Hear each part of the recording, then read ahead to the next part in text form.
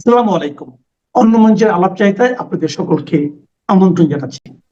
Doctor Yunus Awami লীগকে সে নিষেধাজ্ঞা দেয়। সে কে নিষেধাজ্ঞা দেওয়া? Who is he? যার কোনো সাংবিধানিক ভিত্তি নাই, জনগণের ম্যান্ডেট চাই, অস্ত্র হাতে নিয়ে একেবারে যাকে বলে জঙ্গিদের সাথে নিয়ে ক্ষমতাটা সে জবরদস্তি করে কিন্তু দখল করে, এবং পরিকল্পনাই ছিল 15 আগস্ট আমাদের দুই বোনকে হত্যা করতে পারেনি, সে হত্যা করারই পরিকল্পনায় নেমেছিল সে। কারণ এর আগে বহুবার সে চেষ্টা করেছে। 2007 সালে যখন ক্যাটেগরি গভর্নমেন্ট আসলো, তখন ইউনূস সাহেব আসলেন, দল গঠন করবেন। ইউনূস প্রেসিডেন্ট আর মাহফুজা নাম সেক্রেটারি, ডেইলি স্টার সম্পাদক। সেই দল গঠন করে জনগণের কাছ থেকে কোনো সাড়া পেল না, ব্যর্থ হলো দল গঠন করতে। তো তারপর বলে দিল রাজনীতিতে আর চলো না। কিন্তু তার ক্ষমতার লোভ কিন্তু যায়নি, তার ক্ষমতার লোভে সে বারবার কিন্তু চক্রান্ত করে যাচ্ছিল। এবং তার চক্রান্তটা কোথায়? সেই আমেরিকার ডিপ স্টেট এবং ইউএস এইডের টাকা, এবং সোরস নামে যে ধনকুবের ইহুদি তার টাকা, আর ইউনূস যে সারা বাংলাদেশের দরিদ্র মানুষের সেই গ্রামীণ ব্যাংক, এবং তাকে আমি দিয়েছিলাম মোবাইল ফোনের ব্যবসা, এর মাধ্যমে সে যে অর্থ যা উপার্জন করেছে বাংলাদেশের জনগণের কাজে কিন্তু তা লাগেনি, সবই সে বিদেশে নিয়ে গেছে, পাচার করেছে, এবং সেই টাকা দিয়েই কিন্তু সে বিশাল বিশাল অর্থ বানিয়েছে। অথচ দেশে কিন্তু কোনোদিন সে কোনো রকম কোনো বিনিয়োগও করেনি। এটা হলো বাস্তবতা। গ্রামীণ ব্যাংক, সরকারি ব্যাংক, সেটাকে সে সারা বিশ্বে প্রচার করলে তার নিজের ব্যাংক। 1 টাকাও কি গ্রাম ব্যাংকে সে কখনো বিনিয়োগ করেছে? করেনি। কিন্তু সে যখন আজকে অস্ত্র হাতে নিয়ে এরকম চক্রান্ত করে ক্ষমতা এসেছে, আমাদের অর্থনীতি কোথায় নিয়ে গেছে সে? এখনও যারা মনে করে যে ইউনূস চলে গেলে দেশের কি সর্বনাশ হয়ে যাবে, তো সর্বনাশ তো ইউনূস ক্ষমতা এসে করেই দিয়েছে। অর্থনীতিকে সম্পূর্ণভাবে ধ্বংস করেছে, মানুষের আয় রোজগার নাই, বেকারত্ব বাড়িয়েছে। সে তো বলে বিরাট মানুষ, অনেক অর্থনীতিবিদ, অনেক কিছু জানে, এত কিছু। কেউ কেউ আবার দেখে লিখেও ফেললো যে ইউনূস সাহেব না থাকলে নাকি সর্বনাশ হয়ে যাবে। তো সর্বনাশ তো অলরেডি করে দিয়েছে, সেটা কি চোখে পড়ে না কারো? সেটা চোখে পড়ে না? পুঁজিবাজারের অর্থ সেটাও তো আত্মসাৎ করে নিয়ে গেছে।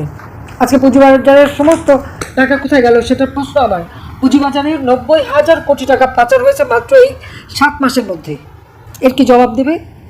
হ্যাঁ, এটাকে ঢাকার জন্য ইউনূসের কিছু ভাতা খাওয়া লোক আছে, ওরা আবার আনছেন। আওয়ামী লীগের বলে কতটুকু পুঁজিবাজার থেকে পাচার হয়েছে, কী পাচার হয়েছে? আচ্ছা, পাচার যদি হয়ে থাকে তা 8 মাস ধরে তো ক্ষমতায়, বিশ্বব্যাপী এত জায়গায় বিনিয়োগ, এত বন্ধুবান্ধব, একটা নমুনা বের করুক না, একটা টাকা আনুক না ফেরত দেখি। ওই সেটা তো এখনও পায় না। অমনি কয়েকজন গলা বাজিয়ে শুরু করলো যে আওয়ামী লীগ আমলে কী হয়েছিল। 7-8 মাসের মধ্যে আওয়ামী লীগ আমলে কি 90,000 কোটি টাকা পাচার হয়ে গিয়েছিল? তা তো হয়নি। তাহলে কথাটা বলে কীভাবে তারা? লজ্জা হয় না তাদের বলতে? আজকে বিনিয়োগকারীরা তারা নিঃস্ব হয়ে গেছে। এবং পুঁজিবাজারের আপনারা দেখেছেন শেয়ার মার্কেটে তারা কফিন তৈরি করে, জানাজা পরে কফিন নিয়ে মিছিল করছে। এই কফিনটা কিসের কফিন? অর্থনীতি সম্পূর্ণ দেউলিয়া হওয়ার কফিন। এই যে বিনিয়োগকারীগুলি তাদের সর্বনাশ করে পথে বসিয়ে দিয়েছে। এবার এদের কোনো মাথা ব্যথা নাই। এই টাকাগুলি কারা নিল, কারা পাচার করলো, সে জবাবটা তো দিতে হবে তাকে, সে জবাবটা দিতে হবে। একজন প্রবীণ নেতা তিনি একটা কথা বলেছেন, তিনি বলেছেন, আমি কোট করছি, বলে যে আচ্ছা, একজন প্রবীণ মানুষ, তিনি একজন আমলা, ইউনূসের খুব ক্লোজ হয়ে কাজ করেছে। সে বলেছে কাসিমের কামড় জানেন, একবার কামড়ে ধরলে মেঘ না ডাকলে ছাড়ে না। ইউনূস এখন বাংলাদেশটাকে এমনভাবে কামড়ে ধরেছে, সেটা এই বাংলাদেশকে ছাড়বে না। 90,000 কোটি টাকা যদি 7 মাসের মধ্যে পাচার করতে পারে, আর বাংলাদেশের অর্থনীতিটাকে একেবারে ধ্বংস করতে পারে, আমাদের মূল্যমান যা পাকিস্তান থেকে অনেক উপরে ছিল, আজকে সেই মূল্যমানও নামিয়ে দিয়েছে নিচে। কার স্বার্থে? কিসের স্বার্থে? সেটা আমার প্রশ্ন। সে প্রশ্নটা আমি করি। আর তার জন্য এখন যারা তার ঢোল পিটানোর জন্য নেমে পড়েছে মাঠে, তাদেরকেও আমার এই প্রশ্ন যে কার জন্য করতেছে তারা? দেশটাকে 8 মাসে যদি এইভাবে সর্বনাশের দিকে নিয়ে যেত, ভবিষ্যতে আর কোথায় নামাবে সেটা কি খেয়াল আছে? আজকে সারা দেশের মানুষের অবস্থাটা কি? যেমন অর্থনৈতিক অবস্থা, ওই অবস্থা এখন কফিন নিয়ে ঘুরে বেড়াতে হচ্ছে। তার উপর পুলিশ হত্যা, আওয়ামী লীগের হাজার হাজার নেতাকর্মীকে হত্যা করেছে পরিবার সহ, আগুন দিয়ে জ্বালিয়ে দিয়েছে, মেরে পা বেঁধে ঝুলিয়েছে পুলিশকে এবং আওয়ামী লীগের নেতাকর্মীকে। এর কি কোনো বিচার হয়েছে? আসামিদের ধরা হয়েছে? না। সাংবাদিক, তাদের উপর যে জুলুম, অত্যাচার, নির্যাতন, আজ শত শত সাংবাদিকের চাকরি গেছে। এমনকি প্রত্যেকটা মিডিয়া আজকে ইউনূসের দখলে তার এজেন্ট বসে আছে, তারা যা বলবে তাই করতে হবে, নইলে পুড়িয়ে দেবে। ইতিমধ্যে প্রাইভেট সেক্টর অনেকগুলি টেলিভিশন পুড়িয়ে দেওয়া হয়েছে। পত্রিকাগুলির উপরে তার সম্পূর্ণ নিয়ন্ত্রণ, কেউ স্বাধীনভাবে কথা বলতে পারে। 3 জন সাংবাদিক প্রশ্ন করলে একটা উপদেষ্টাকে প্রশ্ন কঠিন হয়েছে বলে তারা চাকরি হারালো। 2024 সালের জুলাই 7 তারিখ থেকে যখন আন্দোলন শুরু, 7 তারিখ থেকে 14 তারিখ পর্যন্ত তো কোনো ছাত্রদের কিছু বলা হয়নি।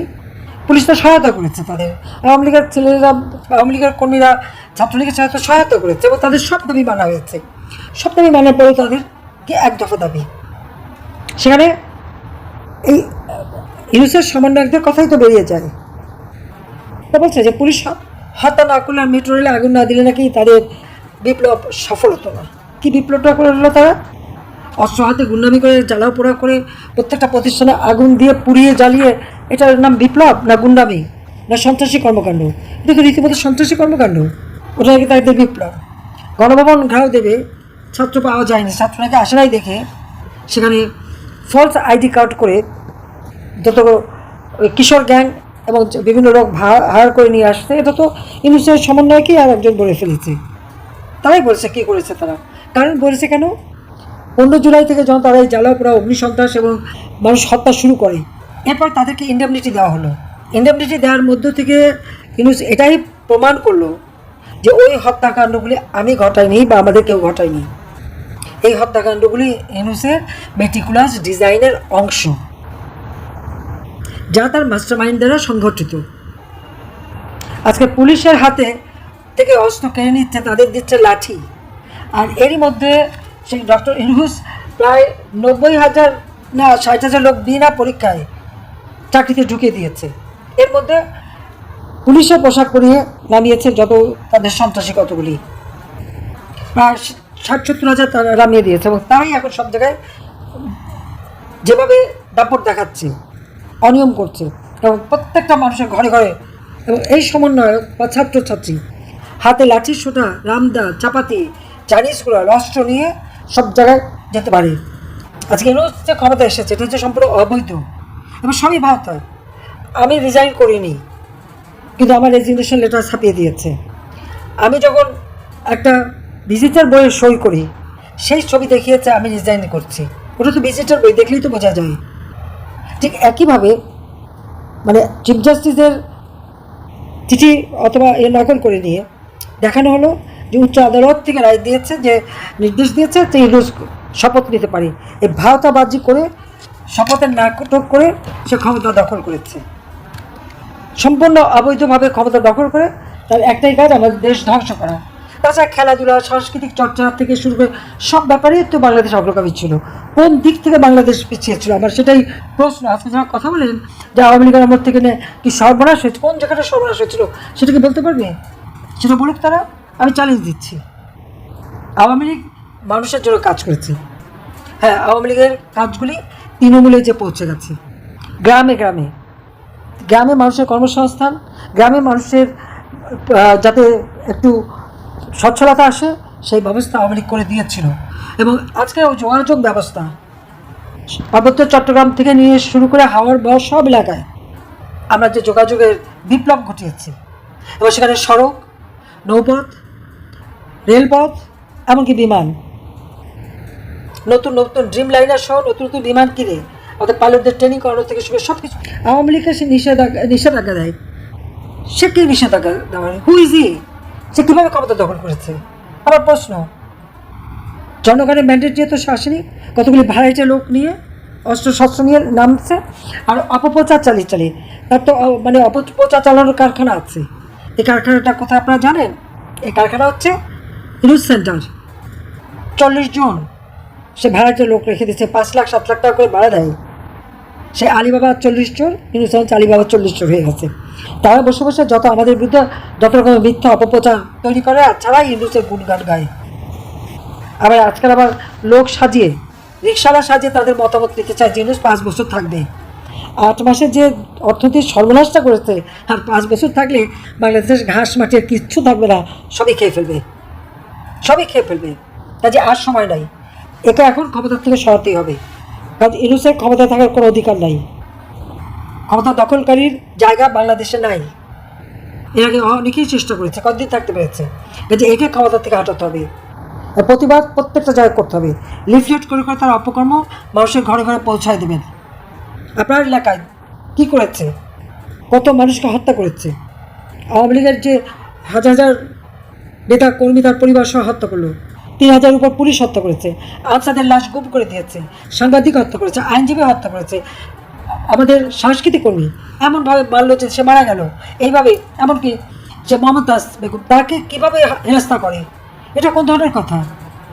তাকে অ্যারেস্ট করছে, সে কী অপরাধটা করছে যে মিথ্যা মামলা দিয়ে তারপরে আবার কোর্টে নেওয়ার সময় সেটা কতগুলি গুন্ডা পান্ডা সাজিয়ে রাখে, তারা আবার হামলা করে মমতাজের উপরে ডিম মারে।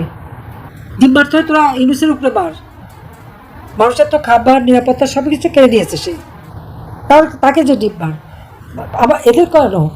কাজে এই অনিয়ম অত্যাচার অবিচার থেকে বাংলাদেশকে মুক্ত করবার জন্য আজকে যার যেভাবে যা আছে নেমে পড়তে হবে এবং মিছিল করতে হবে, এটাই আমার আহ্বান। এটা আপনাদের জন্য শুধু না, সারা বাংলাদেশের জন্য। মানে এর হাতে দেশটা ধ্বংসের দিকে চলে যাচ্ছে, ধ্বংসের দিকে চলে যাবে। একে ক্ষমতার থেকে হাঁটিয়ে বাংলাদেশের মানুষের জীবনের শান্তি নিরাপত্তা আনতে হবে। এখন তো মানুষের জীবনে শান্তি নাই, যে কোনো বাড়িতে ঢুকে লুটপাট করে নিয়ে যায়, চুরি করে, লজ্জা করে না মানুষের জিনিসে হাত দিতে, এবং সেটাই খুব গর্বের বিষয় হয়ে গেছে তার। এবং এই সমস্ত অস্ত্রধারী সন্ত্রাসী গুন্ডাবিদের নিয়েই তার চলাচল। এদের হাত থেকে দেশকে রক্ষা করতে হবে, মানুষের জীবনের শান্তি নিরাপত্তা নিশ্চিত করবার জন্য এবং দেশকে অর্থনৈতিকভাবে ধ্বংসের কিনারা থেকে বাঁচাবার জন্য ইউনুসের পদত্যাগ দাবি এবং তাকে ইমিডিয়েটলি বিদায় দিতে হবে। আর যত মিথ্যা মামলা প্রত্যাহার করতে হবে, সকল বন্দীদের মুক্তি দিতে হবে। আমাদের প্রায় 1 লক্ষ আওয়ামী লীগের নেতা কর্মী, 14 দলের নেতা কর্মী, সাংস্কৃতিক কর্মী, বুদ্ধিজীবী তাদেরকে গ্রেপ্তার করে রেখেছে এবং প্রায় 5 থেকে 7 লক্ষ মানুষকে মামলায় আসামি করেছে। সমস্ত মামলা প্রত্যাহার করতে হবে। প্রত্যেকের নাগরিক অধিকার আছে, সেই নাগরিক অধিকার নিশ্চিত করতে হবে, তাদের প্রত্যেকের জীবনের নিরাপত্তা দিতে হবে, বাংলাদেশের মানুষকে রক্ষা করতে হবে। তার জন্য কারোর পক্ষে থেকে তাকিয়ে থাকে না, কী করবে কী করবে না। আমরা জনগণের শক্তিতে বিশ্বাস করি, আর এই জনগণের শক্তি নিয়েই ক্ষমতা এসেছি। জনগণের শক্তি নিয়েই আমি প্রবাস থেকে ফিরে এসেছিলাম, 2-2বার বাধা দেওয়া হচ্ছে, তারপর এসেছি। কাজী আমি আছি আপনাদের সাথে, যেখানে থেকে আমি আপনাদের সাথেই আছি। কাজে প্রত্যেকে আজকে রুখে দাঁড়াতে হবে দেশকে বাঁচানোর জন্য, নইলে আমাদের দেশ বাঁচবে না। আর যারা এখন ইউনুসের গুণগান করে লেখে, তাদের হিসাবটা রেখে যে এই গুণগান আসে থেকে কত খাইছে পয়সা, সেটাই জিজ্ঞেস করি। কাজে কত খেলেন, কত নিলেন, কবে ফেরত দেবেন, কবে যাবেন? কাজে ইউনুসের বিদায়িত্ব পদ্ধতি বাংলাদেশের মানুষের মুক্তি। কাজে সবাই সেইভাবেই কাজ করতে হবে। সবাইকে ধন্যবাদ। জয় বাংলা, জয় বঙ্গবন্ধু, বাংলাদেশ চিরজীবী হোক। খোদা হাফেজ।